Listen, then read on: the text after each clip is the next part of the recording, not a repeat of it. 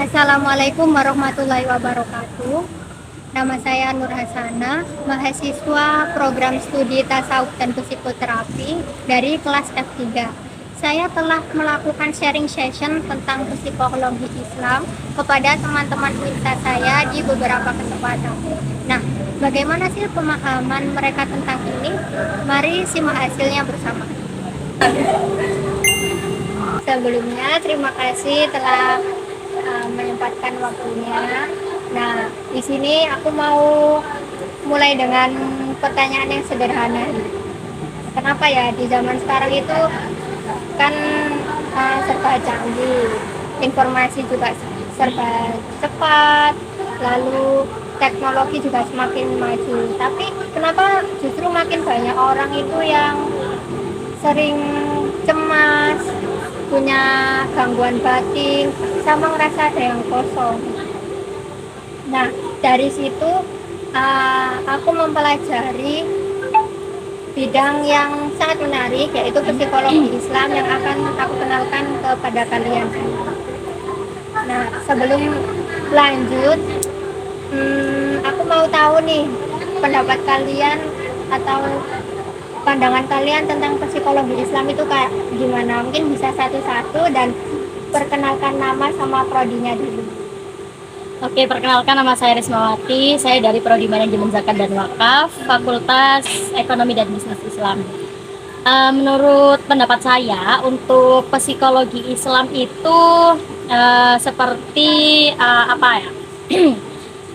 Bantuan atau kesehatan yang berjalan di bidang ini, membantu kesehatan mental para remaja, para anak-anak di bawah usia dini ataupun para orang dewasa itu, tapi dengan metode Islami. Itu menurut saya. Kalau menurut Mbak Riza, boleh perkenalan dulu prodi sama namanya.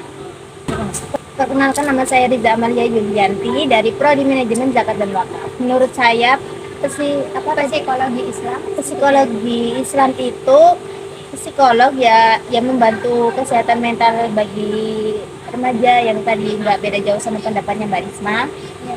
Tapi itu lebih ke unsur Islami. Perkenalkan, saya Nurhalatul Mahfira atau bisa dipanggil Adla dari Prodi PKMI. Menurut saya psikologi Islam itu alat yang dapat menangani sebuah kesehatan mental atau jiwa seseorang, tapi bersifat dengan Islam. Oke, perkenalkan, nama aku Anissa. Yang aku tahu ya, psikologi Islam itu ilmu yang mempelajari tentang kehidupan dan juga mendalami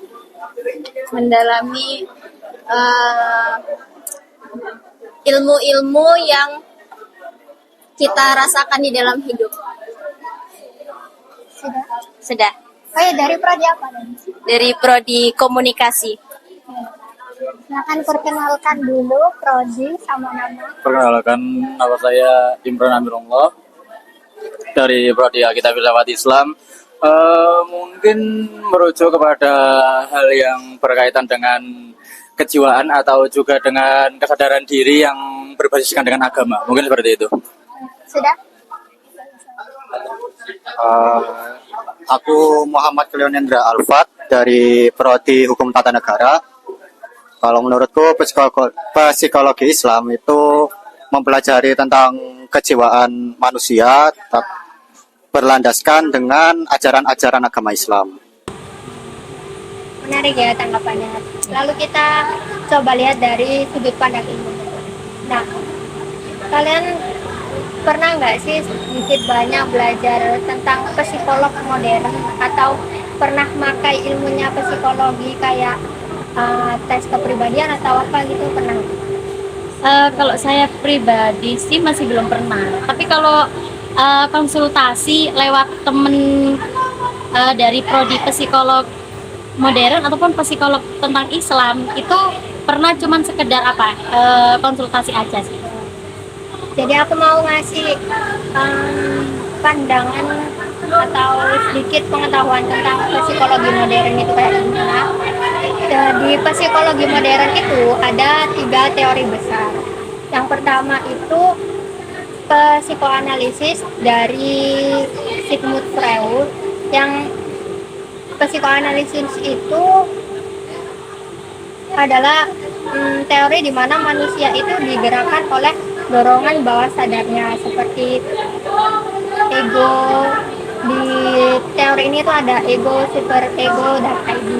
Nah, teori yang kedua itu ada behaviorisme oleh Ivan Pavlov, yang dimana behaviorisme ini adalah manusia itu dianggap sebagai kertas kosong, lahir itu dengan kertas kosong, dan perilakunya itu dipengaruhi oleh lingkungan. Lingkungan itu sebagai penentu utama pembentukan perilaku manusia.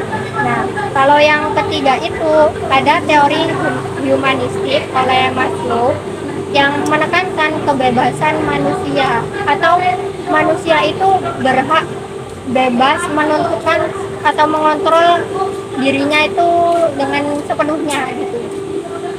Nah, tapi ada orang yang menganggap teori-teori ini tuh kayak ada yang kurang gitu, apalagi dalam sisi Islam kayak kurang pas gitu. Ada nilai-nilai Islam yang nggak dibahas di psikologi modern. Nah, orang ini bernama Malik Badri. Ya, Malik Badri itu tokoh awal yang mengkritisi tentang psikologi modern. Semua penjelasan itu kayak kurang dalam gitu. Kayak manusia itu cuma dijelaskan dari perilaku dan pikirannya saja. Nah, dalam materi psikologi Islam itu ketiga aliran itu punya titik buta.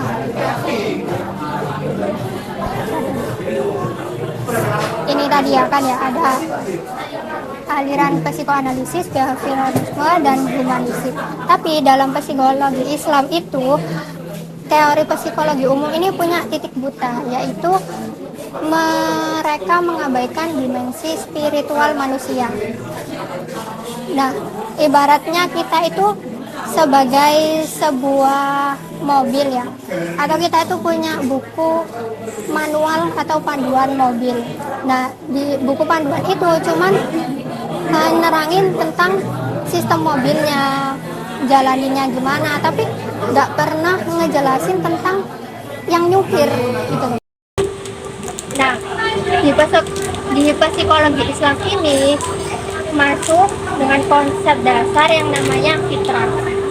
Fitrah itu artinya manusia tidak lahir kosong kayak yang di behaviorisme itu tadi, tapi mereka itu dari lahir punya sifat yang alami, yang cenderung mengarahkan kepada kebaikan dan kepada Tuhan.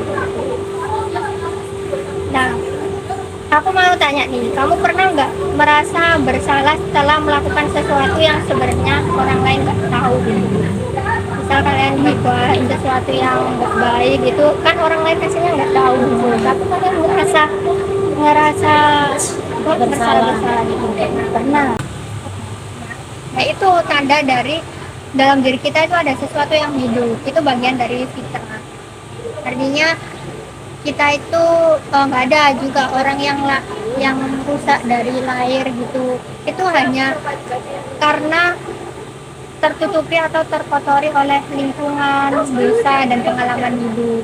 Jadi kita masih bisa dan nggak ada kata terlambat untuk balik lagi ke keadaan fitrah atau suci.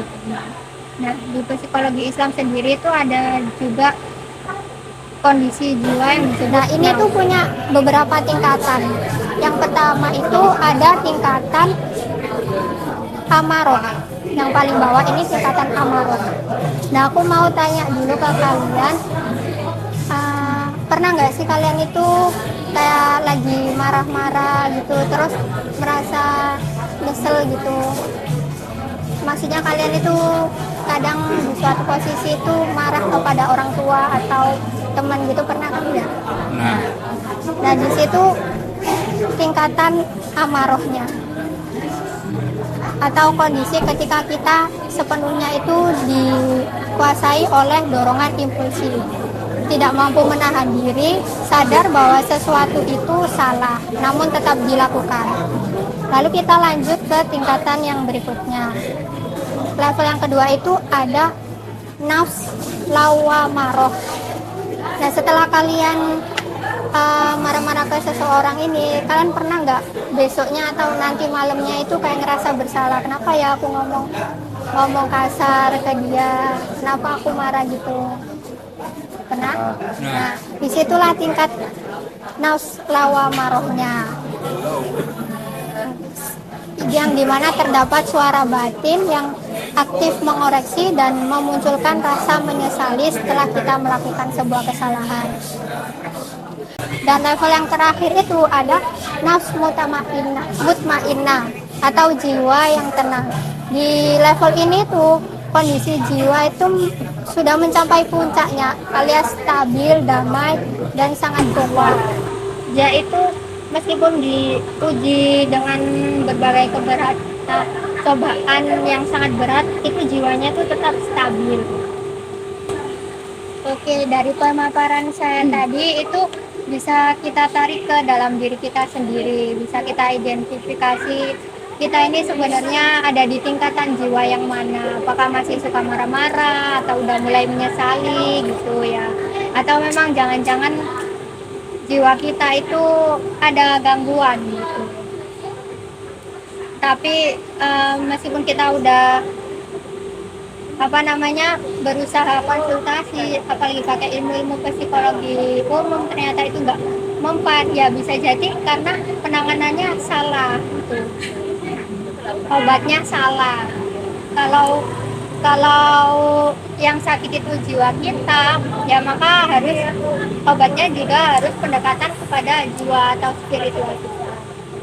Nah, dari situ apakah ada tanggapan itu atau apa yang kalian dapat atau pahami dari pemaparan saya? Oke, di sini untuk yang udah dijelaskan sama Mbak Nur ya. Untuk pertanyaannya, terkadang kita kan pastinya punya kesehatan mental masing-masing ataupun masalah kepribadian masing-masing. Nah, untuk cara menghindari atau cara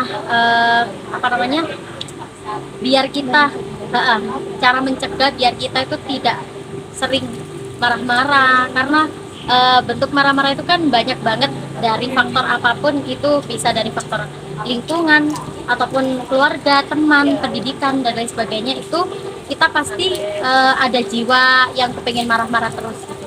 Dan Terus itu yang nggak mudah bagi kita ya untuk langsung ya, langsung berubah jadi jangan marah-marah gitu.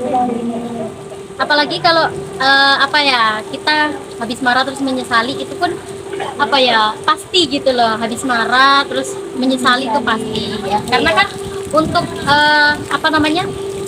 jiwa tubuh kita berarti kan masih aktif gitu kan dari sistem psikologinya. Nah, pertanyaan saya tuh gimana caranya agar kita tidak gampang marah ya, Mencegah untuk marah-marah. berarti kita pertanyaannya sama ya Mbak ya, berarti yang paling angel atau paling susah soalnya itu paling susah itu menahan diri untuk itu sih tadi, Tidak marah. menahan emosi ya.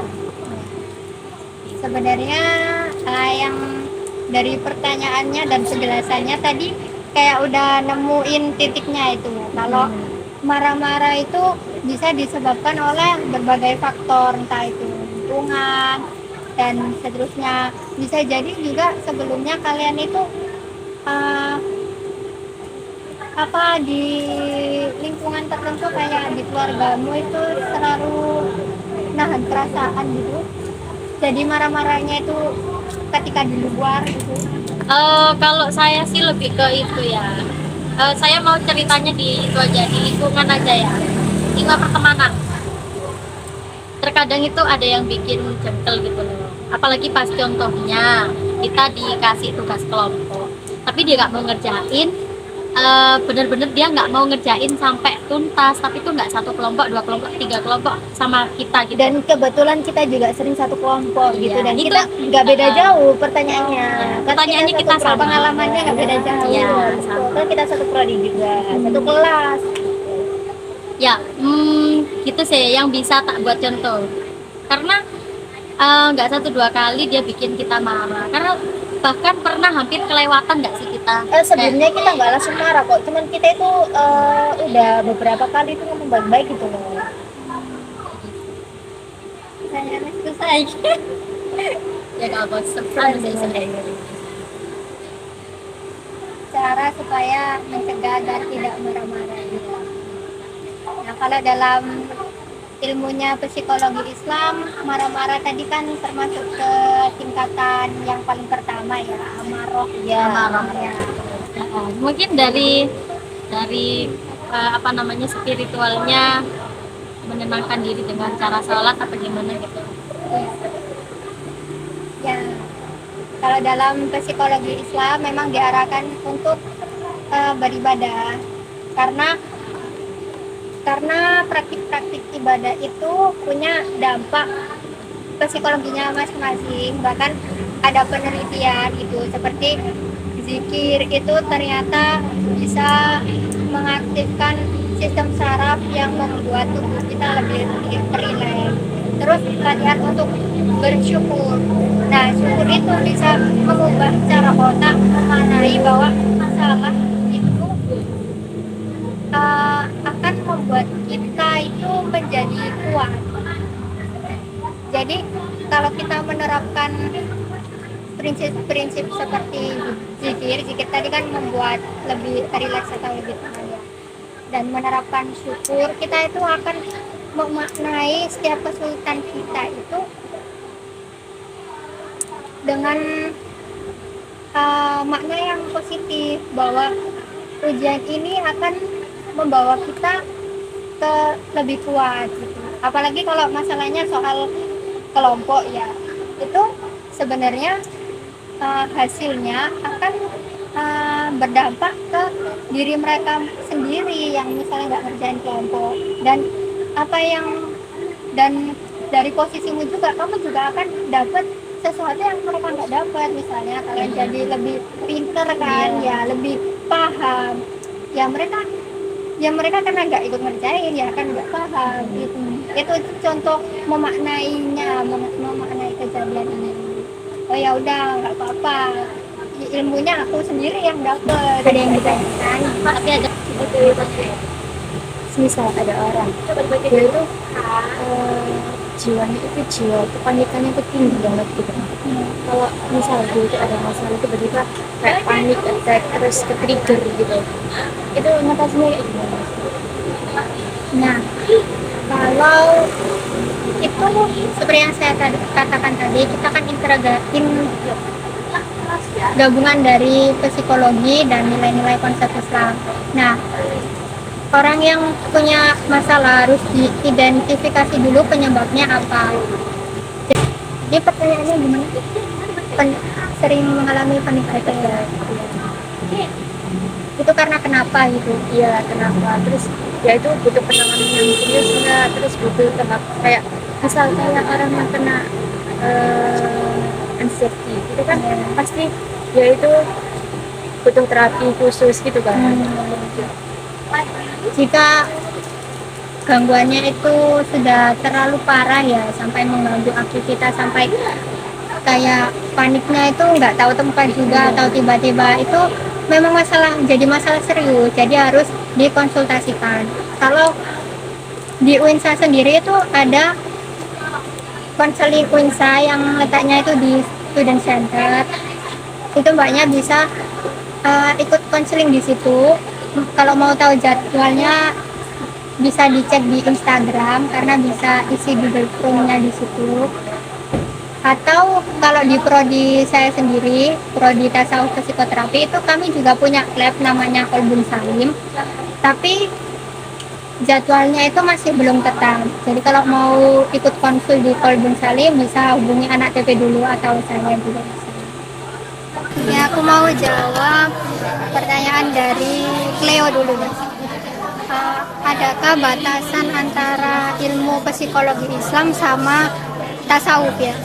Itu sebenarnya saling berhubungan, karena di psikologi Islam ini tujuannya juga supaya kita itu ada proses tazkiyatun nafs, menyucikan jiwa, yang dimana tazkiyatun nafs itu ilmu dari tasawuf kan ya. Jadi ini tuh justru saling berhubungan. Justru yang setauku ya, yang aku ngerti itu psikologi Islam itu di dalamnya itu ya tasawuf, pembelajaran tasawuf gitu. Nah, itu dia hasilnya, luar biasa dan menarik bukan? Terima kasih sudah menyimak sampai di sini. Saya akhiri. Wassalamualaikum warahmatullahi wabarakatuh.